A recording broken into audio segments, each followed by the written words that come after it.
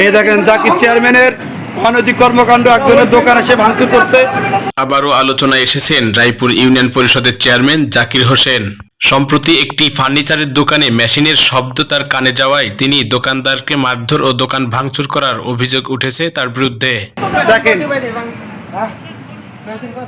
কোন কোন মেশিন ভাঙছে, দাও ভিতর দাও, যাও। আচ্ছা তোমার এই ঘরগুলো ভাঙছে কিনা? খালি পেটটা ভরা বলে আর কিছু করা হয় না। হ্যাঁ দাও, তোমার এই ঘর ভাঙছে কিনা? হ্যাঁ ঘর ভাঙছে কে? এই মিটার ভাঙছে কে? চেয়ারম্যান ভাঙছে। কি কারণে ভাঙলো? এই অল্প একটু মেশিন চালাইছিলাম, সমস্যার কারণে তার শব্দ। মানে শব্দের জন্য? শব্দের জন্য? দরকার শব্দের জন্য না, ভালো করে কও। শব্দের কি কি ভাঙছে? ভাঙছে কি কি?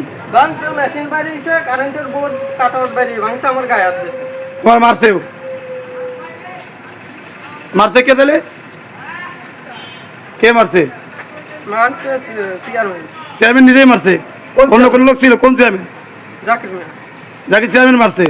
তবে এই ঘটনার বিষয়ে চেয়ারম্যান জাকির হোসেনের কাছে মোবাইল ফোনের মাধ্যমে জানতে চাইলে তিনি বলেন, মানে মসজিদে আজান দিয়েছে, সে আজানের সময় মেশিন চালাইতেছিল। তাই না?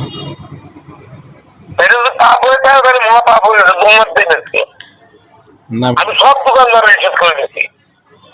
এখন আমার স্ট্যান্ডার্ডটা ফার্নিচারের দোকানদার থাকবে না। এ পাশে ইউনিয়ন পরিষদ জি কি পরিমাণ শব্দ দূষণ করে এরা একটা ফার্নিচারে। হ্যাঁ হ্যাঁ। এটা তোমরা একশো পেয়েছে দেখো, আমি আরো সাংবাদিক জায়গায় দিতে পারো। আচ্ছা আচ্ছা। এখানটা শব্দ দূষণ ওর একটা পেশাতে চলবে না। আমি রোববারের নোটিশ করবো, সরকারি নোটিশ।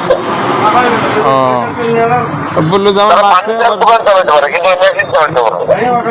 কারণ শব্দ দূষণের জন্য ও পাশে সরকারি স্কুল, আমার এই পাশে সরকারি অফিস, মসজিদ, সবকিছু যে মেশিন চালায় ওরা আমাদের এই এলাকায় খাওয়া যায় না। 4-5-6টা দোকানে যদি একসাথে মেশিন চালায়। তারপরে আজাদ দেখে শুক্রবারের দিন আজাদের পরে মানুষ মসজিদে ঢুকে নামাজ পড়ে করে, বাকি কিছু করে।